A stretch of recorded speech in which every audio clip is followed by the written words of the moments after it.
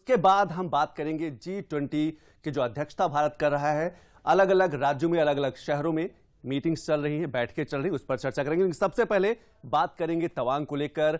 अरुणाचल के तवांग में एक बार फिर जो चीन की हम कहें कि नापाक हरकत है वो नजर आई है, या फिर ये कहें कि जो चीन की अतिक्रमणकारी नीति है वो एक बार फिर देखने को मिली है।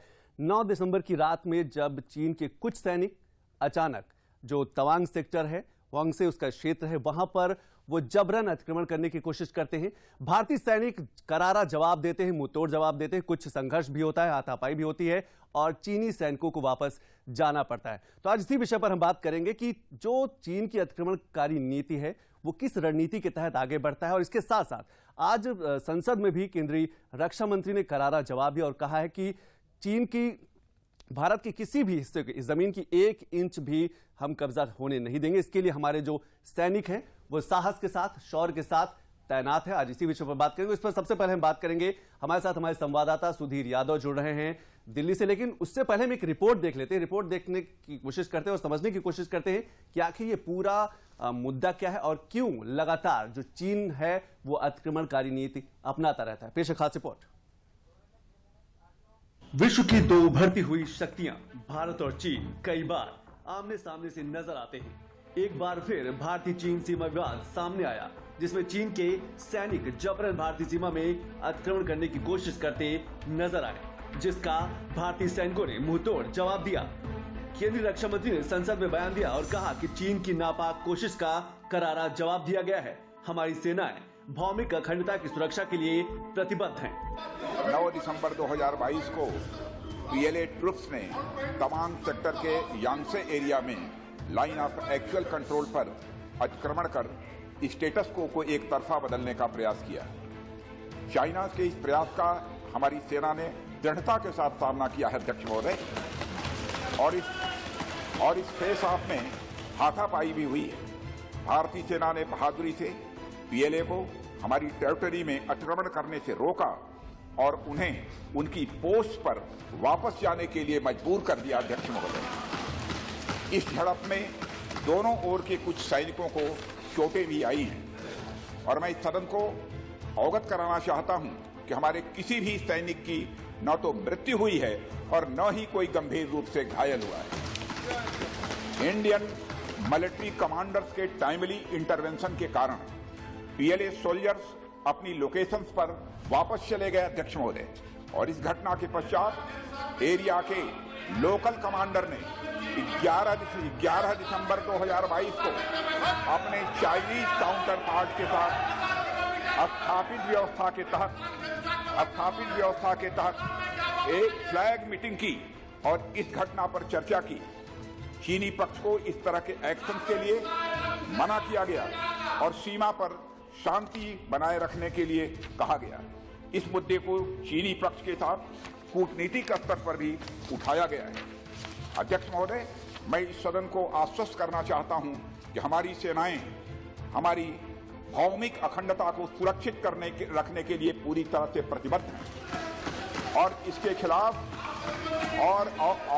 खिलाफ किसी भी प्रयास को रोकने के लिए सदैव तत्पर है हमारी भारत की सेना।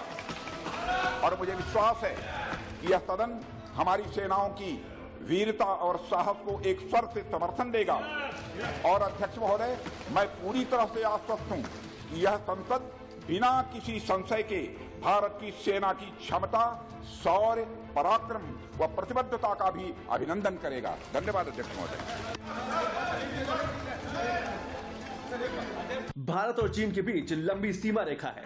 सांस्कृतिक और आर्थिक संबंध दो देशों में काफी पुराने रहे हैं। इन संबंधों को प्रधानमंत्री मोदी के पड़ोसी पहले की नीति से और मजबूती मिली। इसी मजबूती के साथ ही व्यापार के क्षेत्र में कई संभावनाएं भी उभरी। लेकिन सीमा विवाद को लेकर अक्सर चीन अपने अतिक्रमणकारी नीति को दर्शाता रहता है। 9 दिसंबर की सर्द रात में जब सब सो रहे थे तो भारतीय सैनिक चीनी सैनिकों को मुंहतोड़ जवाब दे रहे थे। तवांग के यांगसे सेक्टर में एक बार फिर भारतीय सैनिकों की वीरता, शौर्य, साहस देखने को मिला। केंद्रीय गृह मंत्री अमित शाह ने साफ कहा कि देश की 1 इंच जमीन पर भी कब्जा नहीं होने देंगे। अपने सेना के जवानों ने जो 8 की रात को और 9 की सुबह को जो वीरता दिखाई है, मैं इसकी पूरी प्रशंसा करता हूं।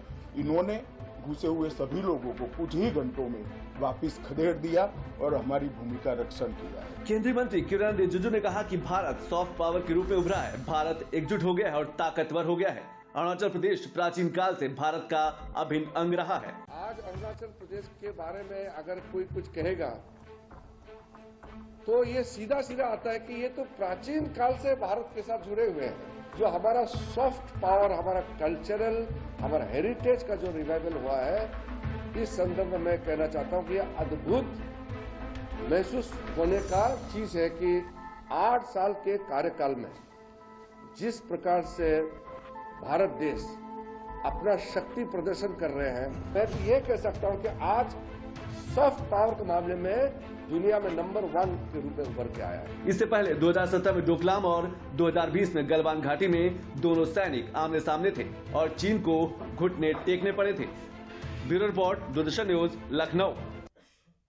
तो डोकलाम की बात करें या गलवान की बात करें या फिर तवांग की बात करें, चीन को मुंह की खानी पड़ी और चीन की जो अतिक्रमणकारी नीति है, ये सिर्फ भारत देश नहीं पूरा विश्व इसको जानता है। और इस पर बात करने के लिए हमारे साथ हमारे सीनियर संवाददाता हैं, वरिष्ठ संवाददाता हैं सुधीर यादव जी। सुधीर, मैं सबसे पहले आपसे यही समझना चाहता हूं कि रक्षा मंत्री के बयान को आप किस तरीके से देखते हैं, जो उन्होंने आज संसद में कहा कि देश की 1 इंच जमीन पर भी कब्जा नहीं होने देंगे क्योंकि भारत की जो सेनाएं हैं वो डटी हुई हैं। बिल्कुल संतोष, देखिए हम पिछली घटना याद करें 2020 की, जिस तरीके से गलवान में जो घटना हुई थी, उसके बाद से लगातार जो घटनाएं निकलकर सामने आई थी, तो इस बार की जो घटना हुई है उसके बाद से रक्षा मंत्री का दोनों सदनों में जो बयान आया, उसमें साफ तौर पर ये चीज पूरी स्पष्ट होती है कि देशवासियों के मन में कहीं कोई संशय न है।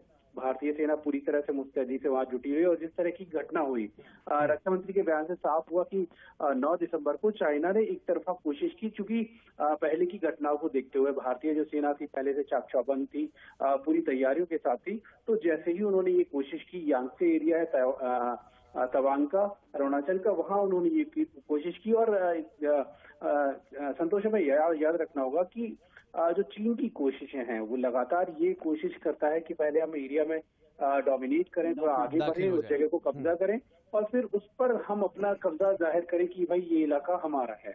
इस टैक्टिक्स को भारत बहुत अच्छी तरह समझ चुका है। भारतीय सेनाएं जो है लगातार मुस्तैदी से हमारी जो सीमाएं हैं उसकी रक्षा कर रही है और रक्षा मंत्री के बयान से साफ तौर पर ये चीजें पूरी तरह से क्लियर हो जाती है कि ना ही कोई एरिया डोमिनेशन की जो कोशिश चाइना की तरफ से की जा रही थी उसको विफल बना दिया गया।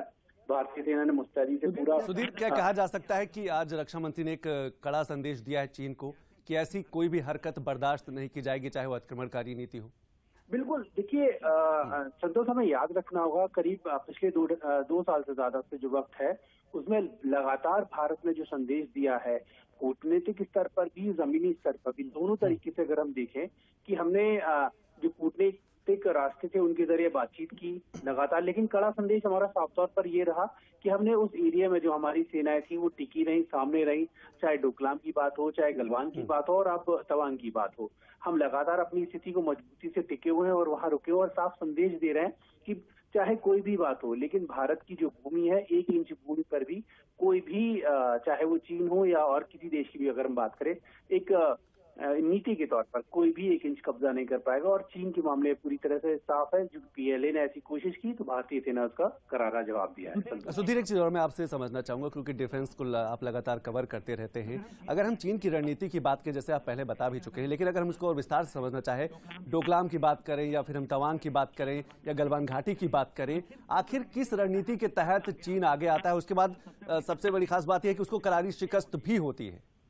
देखिए संतोष, हमें समझना पड़ेगा कि बहुत लंबे समय से चाइना इस नीति पर काम करता रहा। एक तो उसकी निगाह हमेशा अपने पड़ोसियों की जमीन पर रहती है, उस एरिया को हमेशा वो चाहता है कि ज्यादा से ज्यादा जो हिस्सा है वो कब्जा कर लें। ये कि हमारे साथ ही नहीं है, चाइना के जितने भी पड़ोसी हैं उनके साथ उसका सीमा विवाद का नाता काफी पुराना रहा है, लगातार से ये विवाद चलते रहे। भारत ने हमेशा कोशिश की, लंबे समय से दोनों देशों के बीच कई सारे एग्रीमेंट भी हैं जिन पर हम लगातार काम करते रहे, लेकिन चीन कोशिश ये करता है, चूंकि एलएसी का अगर एरिया हम देखें पूरा, ऊपर अगर लद्दाख से लेके नीचे अरुणाचल तक और आगे तक अगर जाते हैं तो उसमें जो कई सारे पॉइंट्स या कई सारी स्थितियां भौगोलिक जमीनी तौर पर ऐसी हैं जहां फिजिकली पेट्रोल करना संभव नहीं है। सर्दियों में तो बर्फ बहुत ज्यादा जम जाती है, तो होता ये है कि एक टाइम के बाद जो पेट्रोलिंग पार्टी है वो इस एरिया को जाती है, डोमिनेट करते हुए जाती है और फिर वापस आती है। चाइना कोशिश ये करता है कि उस दौरान इन बिटवीन जब पहली पार्टी गई है और जब वापस आएगी एक तय समय के बाद, तो उस दौरान वो कोशिश ये करता है कि उस जमीन में हम आगे बढ़कर उस पर कब्जा करें। हम पहले से इस चीज को समझ चुके हैं और वो पॉइंट्स ऑलरेडी क्लियर्ड हैं और हमने इस बार की अगर खास तौर पर बात करें जो स्थिति हुई उसका हमने करारा जवाब दिया। एक मैकेनिज्म भी है, फ्लैग जो कमांडर्स हैं, लोकल कमांडर्स, उनकी मीटिंग हुई, उन्होंने साफ तौर पर चाइना को भी क्लियरली जवाब दिया, ये समझाया कि भाई देखिए इस तरह की घटनाएं बर्दाश्त नहीं की जाएंगी। बर्दाश्त नहीं। एक आखिरी सवाल सुधीर, मैं भारतीय सेना, संतोष, भारतीय सेना पे कहीं भी पूरी अगर दुनिया में हम देखें तो बेहतरीन सेनाओं में हमारी एक है, हमारा ट्रेनिंग मैकेनिज्म बहुत है। हाई अल्टीट्यूड एरिया जो है उसमें लड़ने का हमारा अनुभव पूरी दुनिया में सबसे बेहतरीन है। तो उसके मद्देनजर देखते हुए, चूंकि इससे पहले ये था कि चूंकि हम ये मानते थे कि चाइना हम मैत्रीपूर्ण संबंधों में रहेंगे, लेकिन अब चूंकि हम ये जान चुके हैं कि ऐसी स्थितियां रहती हैं तो सेना पूरी तरह से चौकस है, लगातार चाक चौबंद रहती है। जब भी उसको लगता है कि ऐसी कोई घटना होगी तो तुरंत उसका मुंह तोड़ जवाब देती है। इस मायने में भारतीय सेना का पूरी दुनिया में कोई सानी नहीं और बेहतरीन जो जवाब जो है इस बार भी पीएलए को भारतीय सेना ने दिया है। बिल्कुल सही आपने कहा कि तवांग में भारतीय सेना ने करारा जवाब दिया है चीनी सेनाओं को। बहुत बहुत शुक्रिया सुधीर सभी जानकारी के लिए, सभी बात करने के लिए, हम इसमें शामिल होने के लिए। अभी वक्त हो चला एक छोटे से ब्रेक का। ब्रेक के बाद जब वापस आएंगे तो G20 पर हम बात करेंगे कि भारत G20 की अध्यक्षता कर रहा है, अलग अलग शहरों में बैठ के चल रही, कितनी संभावनाएं हैं, कितनी चुनौतियां हैं। ब्रेक के बाद समाज में पूरी भागीदारी का सपना अब हो रहा है साकार। महिला सशक्तिकरण नीति रंग लाई, अगुआ बना बिहार। बिहार सरकार की ऐतिहासिक पहल से बिहार पुलिस बल में महिलाओं की हिस्सेदारी में देश का नंबर 1 राज्य बन गया है। वर्तमान में बिहार पुलिस बल में 28,960 महिलाएं कार्यरत हैं, जो कुल पुलिस बल का 28% है। आरक्षी से लेकर उपाधीक्षक पद पर कार्यरत महिलाएं देश और समाज की सेवा में लगी हैं। ये भागीदारी ऐसे ही बनी रहे, इसके लिए 2013 से बिहार में पुलिस भर्ती में 35% पद महिलाओं के लिए आरक्षित किया गया है। बढ़ रही महिलाओं की भागीदारी, अब बदलेगी दुनिया सारी। महिला एवं बाल विकास निगम बिहार द्वारा जनहित में जारी।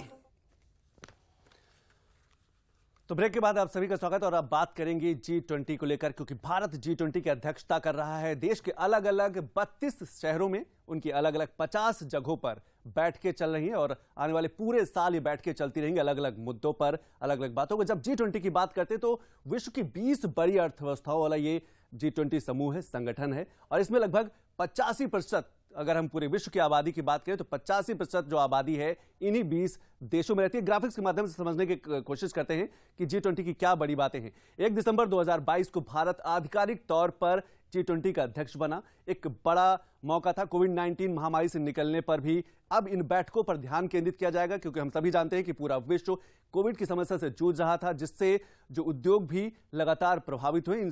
ऐसे कई मुद्दे होंगे, चाहे हम जलवायु परिवर्तन की बात करें, उद्योग की बात करें। G20 के देश वैश्विक जीडीपी का लगभग 85% हिस्सेदारी निभाते हैं। 20 बड़े अर्थव्यवस्था वाले जो देश हैं इस G20 के संगठन में शामिल हैं, यानी कि एक बड़ी आबादी भी निवास करती है और अर्थव्यवस्था में भी बड़ा योगदान, बड़ी भागीदारी इनकी रहती है। विश्व की 2/3 आबादी यानी कि लगभग 75% आबादी इन्हीं 20 बड़े देशों में रहती है, और इसीलिए G20 का एक अलग ही महत्व बन जाता है। जब हम अर्थव्यवस्था की बात करते हैं, जब हम उद्योगों की बात करते हैं, जब हम किसी अलग अलग मुद्दों पर विस्तार की बात करते हैं। पहली बार मेजबान देश भारत अपने 50 शहरों में बैठक कर रहा है। ये पहली बार है कि कोई मेजबान देश जो है अपने ही देश के अलग अलग 50 जगहों पर G20 की बैठकें कर रहा है, अलग अलग विषयों के साथ।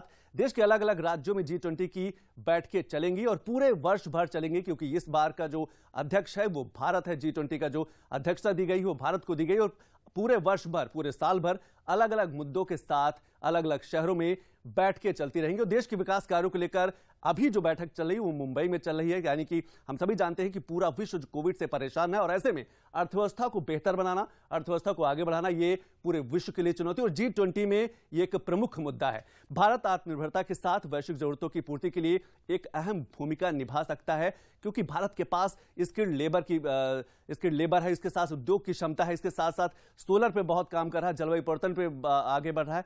तो रूस यूक्रेन युद्ध से लेकर कोविड जैसी चुनौतियां प्रमुख मुद्दा भी हैं। और प्रधानमंत्री ने भी कहा था कि भारत ऐसे समय पर अध्यक्षता कर रहा है जब रूस यूक्रेन यानी कि एक बड़ी आबादी उस संघर्ष में शामिल है जिससे पूरा विश्व प्रभावित है, महंगाई हो रही है। पीएम मोदी ने हम सब कहा था कि हम सब पर नई वैश्विक व्यवस्था बनाने की जिम्मेदारी है, क्योंकि एक तरफ रूस यूक्रेन युद्ध है, खाद्यान्न संकट है और ऐसे में G20 का अध्यक्षता अपने आप में जहां संभावनाएं देता है वहां चुनौतियां भी है। लेकिन इन्हीं चुनौतियों से पार पाने के लिए अलग अलग बैठकें की जा रही हैं। विश्व की आधी से अधिक आबादी इन्हीं देशों में रहती है और अर्थव्यवस्था में एक बड़ा योगदान देती है। ये जो आधी से अधिक आबादी यानी कि विश्व की आधी से अधिक आबादी इन 20 बड़े अर्थव्यवस्था वाले देशों में रहती है। आज इसी विषय पर बात करेंगे और इस विषय पर बात करने के लिए हमारे साथ खास मेहमान, उनका परिचय करा दें। हमारे साथ संजय गुप्ता जी हैं, डॉक्टर संजय गुप्ता जी हैं, प्रोफेसर हैं लखनऊ विश्वविद्यालय से। डॉक्टर संजय गुप्ता जी, आपका स्वागत। और मैं सबसे पहले आपसे यही समझना चाहता हूं कि 1 दिसंबर 2022 को भारत को G20 की अध्यक्षता मिलती है। क्या भारत के पास एक बेहतरीन मौका है उन मुद्दों को उठाने का जो अलग अलग वैश्विक मंचों पर पहले उठाता रहा है, चाहे हम खाद्यान्न संकट की बात करें, जलवायु परिवर्तन की बात करें, आतंकवाद की बात करें, एक बड़ा प्लेटफॉर्म है? बिल्कुल संतोष जी, मेरा तो ये स्पष्ट मानना है कि ये भारत के लिए गोल्डन अपॉर्चुनिटी है जी। क्योंकि जैसा आपने अभी कहा कि भारत तो दशकों से ये सारी बातें उठाता रहा है, चाहे वो नॉन अलाइंड समिट पहले हुआ करता था जब भारत एक बहुत बड़ा उसका एक लीडर हुआ करता था, या बात के और जो समय में जितने सारे ग्लोबल प्लेटफॉर्म्स हैं, चाहे वो इकोनॉमिक प्लेटफॉर्म हो, चाहे पॉलिटिकल हो, चाहे SCO तक का, ऐसा शंघाई कोऑपरेशन ऑर्गेनाइजेशन, ऐसे ऑर्गेनाइजेशन से भी भारत ने हमेशा एक ग्लोबल इकोनॉमिक गवर्नेंस के बारे में बात किया है, एक क्रिटिकल इकोनॉमिक और फाइनेंशियल एक स्टेबिलिटी के बारे में बात किया है और हमेशा एक पीस और एक ट्रैंक्विलिटी वाले एटमॉस्फेयर को प्रमोट करने के लिए बात किया है। तो जैसा आपने कहा है, बहुत बड़ा ये भारत के लिए मौका है। और जैसे एक बात अभी स्पष्ट है, आपने भी किया और आपके वीडियो में भी हमने देखा कि दो इस समय भारत के सामने बहुत बड़ी चुनौतियां हैं। जैसे आपने कहा कि एक तो है कि जो पोस्ट पैंडेमिक एरा में हम चल रहे हैं, पैंडेमिक तो यूं तो निकल ही गया है, लेकिन जो फॉल आउट है, जो उसके कंसिक्वेंसेस है, that is still being faced by the world community, particularly by the developing countries, और खास तौर से उसमें जो लेस डेवलप्ड जो कंट्रीज हैं या जो अंडर डेवलप्ड कंट्रीज हैं ऑफ अफ्रीका या सब सहारन अफ्रीका या जो इम्पावरिश्ड नेशंस हैं साउथ एशिया के, उनके लिए तो बहुत ज्यादा गंभीर चैलेंजेस हैं। संजय जी, क्या भारत जो लीडिंग इंडिया, ग्रोइंग इंडिया की बात कर रहा है, एक वो बड़ा मौका है? हाँ, बहुत बड़ा मौका है, क्योंकि देखिए रप्चर्ड है, मैं तो वर्ड यूज करता हूं, the global economy, particularly the economy of the third world countries is very much ruptured, ये डैमेज हो चुकी है। अभी तो मैंने पैंडेमिक के बारे में बताया। दूसरी बात जो मैं कहना चाहता हूं कि जो यूक्रेन जो युद्ध चल रहा है, पैंडेमिक तो निकल गया लेकिन वास्तव में यूक्रेन तो अभी चल ही रहा है। तो जो ग्लोबल सप्लाई चेन्स हैं, जो आपने बताया, फूड जो प्राइसेस हो गए, इन्फ्लेशन इतना ज्यादा हो गया, जो एनर्जी क्राइसिस हो गई है, जो हेल्थ क्राइसिस हो गई है, इन सब को अगर सामने ध्यान रखें तो भारत के लिए, मुद्रास्फीति की बात करें, महंगाई की बात करें, रूस यूक्रेन युद्ध की बात करें, ऐसी बहुत सी समस्याएं हैं जो G20 पर उसमें चर्चा होगी और इनसे निकलने की भी कोशिश की जाएगी। अभी वक्त एक छोटे से ब्रेक के बाद जब वापस आएंगे तो कुछ और सवालों के जवाब जानेंगे। ब्रेक के बाद। Thank you sir. समाज में पूरी भागीदारी का सपना अब हो रहा है साकार। महिला सशक्तिकरण नीति रंग लाई, अगुआ बना बिहार। बिहार सरकार की ऐतिहासिक पहल से बिहार पुलिस बल में महिलाओं की हिस्सेदारी में देश का नंबर 1 राज्य बन गया है। वर्तमान में बिहार पुलिस बल में 28,960 महिलाएं कार्यरत हैं, जो कुल पुलिस बल का 28% है। आरक्षी से लेकर उपाधीक्षक पद पर कार्यरत महिलाएं देश और समाज की सेवा में लगी हैं। ये भागीदारी ऐसे ही बनी रहे, इसके लिए 2013 से बिहार में पुलिस भर्ती में 35% पद महिलाओं के लिए आरक्षित किया गया है। बढ़ रही महिलाओं की भागीदारी, अब बदलेगी दुनिया सारी। महिला एवं बाल विकास निगम बिहार द्वारा जनहित में जारी। तो ब्रेक के बाद आप सभी का स्वागत है। हम G20 पर फोकस कर रहे हैं, चर्चा कर रहे हैं, क्योंकि भारत G20 की अध्यक्षता कर रहा है। एक बड़ी चुनौती भी है और बहुत संभावनाएं भी हैं। संजय जी, जब हम संभावनाओं की बात करते हैं तो क्या आपको लगता है भारत सोलर में बहुत आगे निकल चुका है? जलवायु परिवर्तन को लेकर अलग अलग प्लेटफॉर्म पे, अलग अलग मंचों पे बात उठा रहे, स्किल्ड लेबर भारत में बहुत मौजूद है, क्या इसीलिए पूरी दुनिया भारत की तरफ देख रही है? बिल्कुल बिल्कुल संतोष जी, अभी देखिए उत्तर प्रदेश गवर्नमेंट ने ये बता दिया है, और ऐसे भी जनरल फिगर्स हैं, हमारी जो इलेक्ट्रिसिटी कंजम्पशन होने वाला है 53,000 मेगावाट जो उत्तर प्रदेश के लिए है। अब इतना जनरेशन कहाँ से होगा? इसके लिए 18 सोलर सिटीज़ को स्टैब्लिश किया जा रहा है, और उसमें नोएडा और Ayodhya they will be the among the first ones. उसके अलावा 16 municipal corporations within UP they will be developed to handle the challenge of the electricity consumption। दूसरी बात जो है इसमें इम्पोर्टेंट ध्यान रखना, जो स्मॉल स्केल, जो मीडियम स्केल जो इंडस्ट्रीज़ हैं, टाइनी इंडस्ट्रीज़ हैं, उसके लिए भी बहुत कुछ सोचा गया। वन डिस्ट्रिक्ट वन प्रोडक्ट के बारे में बात किया गया है, बहुत वास्ट लेवल पर ये सब कार्यक्रम चल रहा है। तो मुझे लगता है कि देखिए जो भारत की इकोनॉमी के बारे में कहा गया है कि भारत की इकोनॉमी $5 ट्रिलियन इकोनॉमी बन जाएगी 2025 तक। संभवतः थोड़ा सा इसमें विलंब हो सकता है, जैसे भारत की जो RBI है उसने भी कहा है लगभग 2028 तक ये टारगेट अचीव हो पाएगा, या जैसे वर्ल्ड बैंक ने भी कहा है समवेयर अराउंड 2028-29। लेकिन अगर भारत की economy if it carries on at the rate of 9% per year, अगर 9% के लगभग जीडीपी भारत की ग्रो करती है तो निश्चित रूप से $5 ट्रिलियन इकोनॉमी बन जाएगी। और मैं संक्षिप्त में समझना चाहूंगा, 2023 तक भारत जो है चीन से बड़ी आबादी वाला देश हो जाएगा, क्या ये भी एक बड़ी चुनौती रहेगी? और G20 का अहम मुद्दा भी हो सकता है, क्योंकि आने वाले दिनों में संभावनाएं बढ़ेंगी तो चुनौतियां भी बढ़ेंगी। बिल्कुल, बहुत बड़ी चुनौती हमारे सामने आती जा रही है। उत्तर प्रदेश ने भी कहा है कि हम $1 ट्रिलियन इकोनॉमी को अचीव करेंगे बाय द ईयर 2025 समवेयर 2025 और 26 के बीच में कहा गया है। इसके लिए बहुत वास्ट स्केल पर जो स्किल्ड जो वर्कर्स हैं उनको प्रोत्साहन दिया जाना है, जो कटिंग एज टेक्नोलॉजी जिसे कहा गया डिजिटल ट्रांसफॉर्मेशन को लेकर, जिसमें कहा गया है कि साइबर सिक्योरिटी के बारे में, साइबर वॉरफेयर के बारे में। अभी देखिए जो रीसेंट रिपोर्ट्स है उसमें कहा गया है लगभग 3,500 जो भारत में कंपनीज काम कर रही हैं उसके सीईओज हैं चाइनीज हैं, और उसमें साइबर हैकिंग है, साइबर फ्रॉड है, वॉरफेयर है, ये बहुत सारी चुनौतियां हैं। तो अगर हमें चाइना के चैलेंजेस को सक्सेसफुली हमें ओवरकम करना है तो हमें टेक्नोलॉजी के एरिया में, जिसे हम कहते हैं कटिंग एज टेक्नोलॉजी, उसको सुधारना होगा। तकनीक के माध्यम से बात करें या फिर हम मैन्युफैक्चरिंग की बात करें या फिर हम उद्योगों की बात करें, लगातार भारत आगे बढ़ रहा है, और G20 की जो अध्यक्षता मिली है एक बड़ी उपलब्धि। और अगर पूरे देश की बात करें तो लगभग 50 से ज्यादा शहरों में अलग अलग जगहों पर बैठ के चलेंगी, पूरे साल भर चलेंगी। संजय जी, समय की बेहद कमी है, आज अपने कार्यक्रम में आप हमारे कार्यक्रम में शामिल हुए, इसके लिए बहुत बहुत शुक्रिया। तो G20 को लेकर आज हमने चर्चा की कि आने वाले दिनों में जो संभावनाओं की बात करते हैं, जो चुनौतियों की बात करते हैं, वो क्या कुछ होंगी। अलग अलग शहरों में अलग अलग मुद्दों पर अलग अलग विषयों के साथ बैठ के चल रही है। और हम सभी जानते हैं कि कोविड से पूरा विश्व प्रभावित, ऐसे में पूरे विश्व की अर्थव्यवस्था को बढ़ाने की जो जिम्मेदारी है वो G20 पर है। नमस्कार।